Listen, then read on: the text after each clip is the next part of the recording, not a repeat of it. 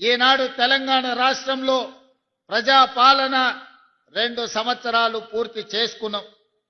మిత్రులు పెద్దలు దొంతి మాధవరెడ్డి గారు చెప్పినట్టు తెలంగాణ రాష్ట్రం వస్తే సమస్యలు పరిష్కారం అవుతాయి. ఈ సమస్యలు పరిష్కారం అవ్వడం ద్వారా నర్సంపేట శాసనసభ నియోజకవర్గం అభివృద్ధి చెందుతుందని ఆశించాను. ఒక్కసారి కాదు, ఈ ప్రాంతంలో బీఆర్ఎస్ కు రాష్ట్రంలో 2 సార్లు అధికారం ఇచ్చిండ్రు. ఈ ప్రాంతం నుంచి శాసనసభ్యుగా ఎన్నికైన వాళ్ళు, రాష్ట్రంలో అధికారంలోకి వచ్చిన వాళ్ళు అభివృద్ధి చెందినరు, ఆస్తులు సంపాదించుకున్నారు, ఆకాశమంతా ఎత్తికి ఎదిగినరు, ఫామ్ హౌజులు కట్టుకున్నారు, విమానాలు కొనుక్కున్నారు, టీవీలు పెట్టుకున్నారు, పేపర్లు రాసుకుంటున్నారు.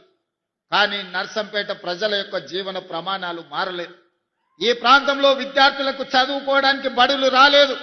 ఈ ప్రాంతంలోని మా మహిళలకు, స్వయం సహాయక సంఘాలకు 0 వడ్డీ ఇవ్వలేదు.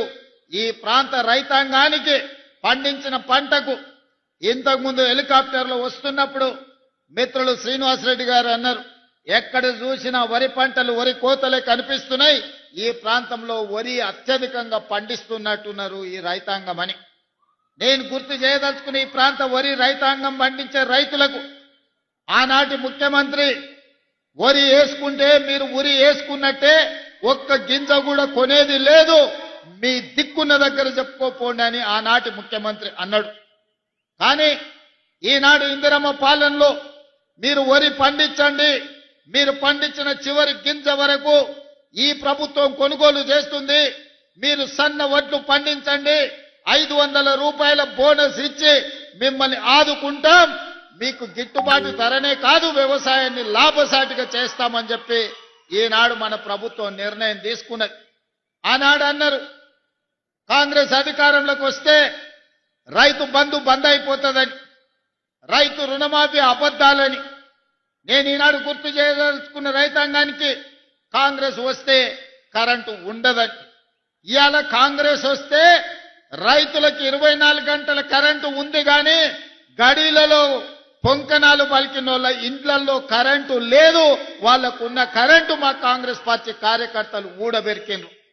వాళ్ళకు మాత్రమే కరెంటు పోయింది. తెలంగాణను దోసుకున్న వాళ్ళకు కరెంటు పోయింది. కానీ తెలంగాణలో దుక్కి దున్నే ప్రతి రైతుకు ఈనాడు 24 గంటల ఉచిత విద్యుత్తునిచ్చి, ఉచిత విద్యుత్ అంటే మాది, ఆ పేటెంట్ రైతు మాది. 2004లో దేశంలోనే మొట్టమొదటిసారి రైతాంగానికి ఉచిత కరెంట్ ఇస్తామని ఎల్బీ స్టేడియంలో ఆనాటి ముఖ్యమంత్రి డాక్టర్ వైఎస్ రాజశేఖర రెడ్డి గారు మొట్టమొదటి సంతకం పెట్టి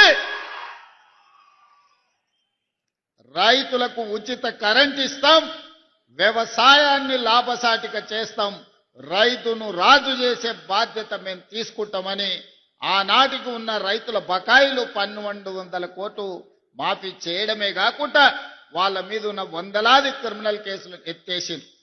అలా మొదలైన 2004 ఉచిత కరెంటు ఈనాడు 24 గంటలు కాంగ్రెస్ పరిపాలనలో అందిస్తున్నామంటే ఆ పేటెంట్ రైతు మనది, మనం కొనసాగిస్తున్నాం.